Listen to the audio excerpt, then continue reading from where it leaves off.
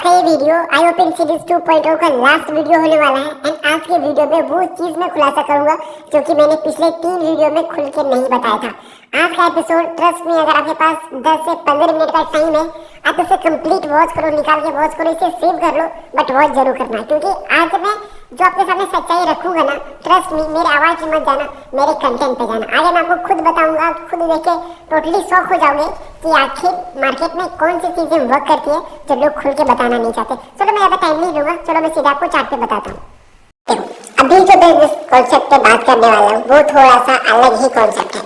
अगर आप मेरे आईओपन सीरीज के लास्ट 3 से 4 जो एपिसोड मैंने अपलोड किया था उन सारे एपिसोड को देखोगे तो उसमें एक चीज पे मैंने मेनली डिस्कस किया था, वो था लिक्विडिटी। कि लिक्विडिटी किस तरीके से काम करता है, यानी कि जो लिक्विडिटी है मार्केट में, जो पोजीशंस है वो कहाँ पे होते हैं, वो हमें कैसे फाइंड करनी पड़ती है एंड कहाँ पे ज्यादा क्वांटिटी में एंट्री प्लान होती है एंड चीजें किस तरीके से काम करती है। चलो मैं आपको समझाता हूँ।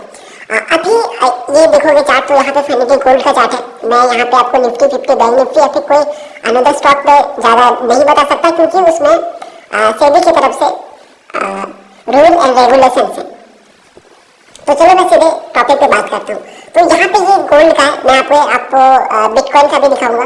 डोंट वरी, बिटकॉइन के भी आज एक न्यू वीडियो आ जाएगा जिसमें कि मैं आपको दिखाऊंगा कि किस तरीके से चीजें काम करती है। बट चलो मैं आपको एक गोल्ड का परफेक्ट एग्जांपल दे देता हूँ। यहाँ पे गोल्ड है क्योंकि गोल्ड में हमें पता चलता है कि जो दुनिया में सबसे ज्यादा वॉल्यूम होता है वो बिटकॉइन में भी होता है एंड बिटकॉइन से भी ज्यादा जो वॉल्यूम होता है वो गोल्ड में होता है, यानी कि फॉरेक्स मार्केट में होता है। फॉरेक्स में जो सबसे ज्यादा वॉल्यूम होता है वो गोल्ड में होता है। सो दैट यहाँ पे जो मैं आपको एनालाइज करके दे रहा हूँ ये गोल्ड का ही मैंने चार्ट ओपन किया ताकि अगर आप ट्रेड करो तो बड़े वॉल्यूम वाली चीजों में करो, क्योंकि आप ट्रेडर हो तो आपको सबसे ज्यादा चीज की जरूरत पड़ती है, जो सबसे ज्यादा जरूरत पड़ता है वो होता है वॉल्यूम, हाई वॉल्यूम वाले मार्केट। तो गोल्ड आई थिंक मेरे हिसाब से इससे ज्यादा वॉल्यूम किसी में नहीं रहता। अब बात करते हैं एक ट्रेडिंग स्ट्रेटेजी की। देखो ट्रेडिंग स्ट्रेटेजी कुछ भी हो बट हमेशा याद रखना मार्केट का स्ट्रक्चर बता रखो। मार्केट का मैंने आपको काफी दिनों पहले ही बताया था हमारा पहला एपिसोड में कि मार्केट के 3 ही स्ट्रक्चर होते हैं। देखो काफी लोग जो है वीडियो को यहीं पे छोड़ के चले जाएंगे, क्यों?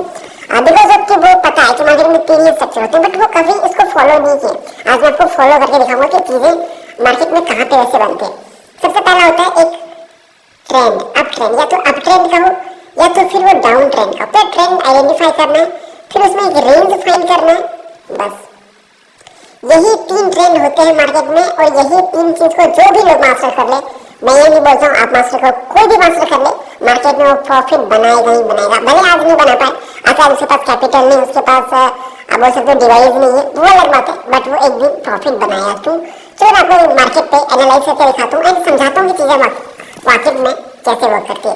तो ये जो है ये 5 मिनट का टाइम फ्रेम है, तो इसे मैं 15 मिनट का टाइम फ्रेम पे कर देता हूँ ताकि एक हम छोटे टाइम फ्रेम पे ट्रेंड को आइडेंटिफाई कर सके। चलो मैं आपको 1 आवर पे ले सकता हूँ ताकि कोई ज़्यादा बड़ा भी ट्रेंड हम फाइंड नहीं कर सके, ज़्यादा बड़े ट्रेंड के साथ भी ना, ज़्यादा थोड़े ट्रेंड के साथ भी ना जाए। अगर आप यहाँ पे देखोगे तो मार्केट कंटिन्यूसली अप मूव कर रहा है। ये क्या मार्केट में हमें बाइंग देखने को मिल रही है, मतलब कि मार्केट एक अप ट्रेंड में, अब अप ट्रेंड में ये तो कंफर्म हो गया। बट जैसे कि मैंने बताया था कि मार्केट में 3 स्ट्रक्चर होते हैं, एक अप ट्रेंड, एक डाउन ट्रेंड, एक तीसरा साइडवेज। तो यहाँ पे हमें तो केवल अप ट्रेंड दिखा, लेकिन अगर आप इसे छोटे टाइम फ्रेम पे देखोगे, थोड़े छोटे, या फिर मैंने 15 मिनट का, यहाँ पे अगर मैं आपको 1 आवर का 15 मिनट पे ले चलूँ तो यहाँ पे आपको ये चीजें क्लियर तरीके से दिख रही होगी। क्लियर तरीके से देखो, यहाँ पे देखो, आप यहाँ पे देखो, ये देखो मार्केट में यहाँ से लेकर यहाँ तक कम्प्लीटली बाइंग आई थी। फिर मैंने क्या बोला था, एक साइडवेज मूवमेंट आएगा। यहाँ पे देखो मार्केट काफी टाइम साइडवेज दिया, सस्टेन किया। देखो यहाँ पे देखो, यहाँ पे कितने टाइम सस्टेन किया। सस्टेन करने के बाद फाइनली आज सुबह के टाइम ब्रेकआउट आया एंड मार्केट ने रैली दिया। उस तरीके का एग्जांपल मैं आपको पीछे वाले मार्केट में भी दिखा सकता हूँ। लाइक जैसे कि यहाँ पे भी देख लो, अगर आप यहाँ पे भी देखोगे तो यहाँ पे भी मार्केट ने काफी टाइम कंसोलिडेट किया। यहाँ पे मैं आपको नीचे से दिखा दूँ ताकि आपको अच्छे तरीके से चीजें समझ में आए। देखो मैं जितना पिछले चलूँ हर एक चीज पे एक ही चीज होगी, जहाँ पे मार्केट में बाइंग आने के बाद अगर आप देखोगे तो मार्केट एक रेंज में रहा। आप देखोगे तो एक मार्केट का रेंज है, मार्केट में रेंज में रहा, रेंज का फाइनली यहाँ पे ब्रेकआउट हुआ। ब्रेकआउट होने के बाद देखो मार्केट में रैली आई, फिर से मार्केट में यहाँ पे देखो, यहाँ पे बाइंग आई, फिर से यहाँ पे काफी छोटा जोन था, काफी छोटा रेंज था। अगर मैं आपको यहाँ पे दिखा दूँ तो ये काफी छोटा रेंज था, बट फिर भी यहाँ पे रेंज का मार्केट ने ब्रेकआउट किया, मार्केट में रैली हमें देखने को मिली। फिर से मार्केट यहाँ से यहाँ तक रैली किया, फिर से मार्केट एक रेंज में आया, रेंज को ब्रेकआउट दिया मार्केट ने, तो यहाँ पे रेंज का ब्रेकआउट दिया मार्केट में, फिर से हमें रैली देखने को मिली। मार्केट में काफी बड़ा करेक्शन था, क्योंकि अब ये भी बात ध्यान दें, ये मार्केट में करेक्शन क्यों आते हैं? अगर कोई भी चीज है, मार्केट एक लगातार ऊपर नहीं जाती, मार्केट में करेक्शन आना जरूरी है। अगर आपको मैं छोटा सा एग्जांपल दे देता हूँ, अपना इंडियन मार्केट का निफ्टी 50 का देख लो, कि निफ्टी 50 कुछ दिन पहले जब इलेक्शन के टाइम, मतलब एक महीने बाद, इलेक्शन के एक महीने के बाद मार्केट में भाई पता नहीं कितनी स्पीड से पाई आई थी, आप सबों को पता है। लेकिन आप वही देखो, मार्केट अभी खुद कंफ्यूज है कि उसे जाना किधर है। कल 2% का गैप अप था, आज देखते हो तो आज भी थोड़ा बहुत गैप अप है। तो यहाँ पे क्या है कि गैप अप हो रहा है, गैप डाउन खुल रहा है। देखो यहाँ पे गैप अप था कितना 2% का, लेकिन उससे पहले यहाँ पे ऑलमोस्ट 3 to 4% का गैप डाउन था। तो मार्केट आइडेंटिफाई नहीं कर पा रहा कि उसे जाना किस डायरेक्शन में। वही मैं आपको सीधे बोला, उसके पीछे मैं ज्यादा डिस्कस नहीं करता। वही मैं गोल्ड पे बात करूँ, गोल्ड पे ध्यान दोगे तो यहाँ पे भी देखो कि मार्केट में प्रीवियस टाइम बाइंग आई, यहाँ पे देखो previous time buying I, market ने एक रेंज बनाया, रेंज का फाइनली आज हमें ब्रेकआउट देखने को मिला, मार्केट अपनी डायरेक्शन में जा रहा है। अब हम बात करते हैं कि इसमें मुझे स्ट्रेटेजी कैसे बिल्ड करनी है, किस बेसिस पे हमें ट्रेड लेना है, ये भी काफी इंपॉर्टेंट है। चलो ये भी मैं आपको समझाता हूँ। अगर हम बात करें स्ट्रेटेजी बनाने की, तो देखो मार्केट में स्ट्रेटेजी कई तरीके से बनाई जा सकती है। ऐसा कोई अब बोल सकते हो कि ऐसा कुछ है नहीं कि मार्केट में स्ट्रेटेजी अब मेरे हिसाब से चलेगी या फिर आपके हिसाब से चलेगी। अगर आपके पास कोई पहले से एक स्ट्रेटेजी हो, देखो जो भी अभी मैंने आपको बताया वो एक तरीके का रोड मैप था कि मार्केट में चीजें किस तरीके से वर्क करते हैं। अब यहाँ पे जैसे कि मैंने आपको कुछ एग्जांपल्स दिए कि देखो यहाँ पे ये जो ट्रेंड लाइन था, यहाँ पे ये ब्रेक डाउन दिया, ये फेल हो गया, बट यहीं पे ये जो ब्रेकआउट था वो सस्टेन किया। यहाँ पे ये रेजिस्टेंस एरिया था, इसको मार्केट ने ब्रेक किया, यहाँ से मार्केट को नीचे जाना चाहिए था, मार्केट ऊपर गया। अब यहाँ पे इसी तरीके से यहाँ पे ब्रेकआउट हुआ, यहाँ पे ब्रेकआउट हुआ, ब्रेक डाउन देने के बाद ये रिवर्स हुआ था, तो इसी तरीके से इसको भी रिवर्स होना चाहिए था, बट ये यहाँ पे रिवर्स नहीं हुआ, ये ब्रेकआउट सस्टेन किया। तो इसके पीछे रीजन क्या है? रीजन सिंपल है, मार्केट एक अप ट्रेंड में है। अगर मार्केट अप ट्रेंड में है तो हमें ऊपर के जो जितने भी ब्रेकआउट मिलेंगे, समझ आना वो एक जेन्युइन ब्रेकआउट है, और जितने नीचे के साथ हमें ब्रेकआउट मिलेंगे वो फेक ब्रेकआउट है।